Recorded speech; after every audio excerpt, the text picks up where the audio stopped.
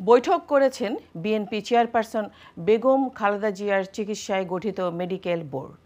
বিকেল 5:30টায় শুরু হওয়া ওই বৈঠকে যুক্তরাষ্ট্রের জনস হপকিন্স হাসপাতালের চিকিৎসকরাও ভার্চুয়ালি অংশ নেন।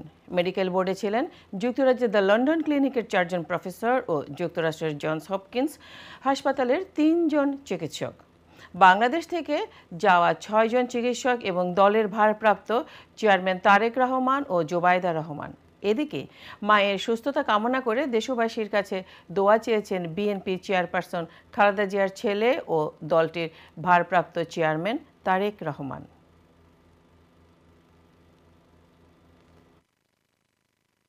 মায়ের কথা যখন বললেন, স্বাভাবিক দেশবাসীর কাছে তো একটাই বলবো, উনি দেশনেত্রী, কাজেই দেশবাসীর কাছে অনুরোধ জানাবো সন্তান হিসেবে ওনার জন্য দোয়া করার জন্য।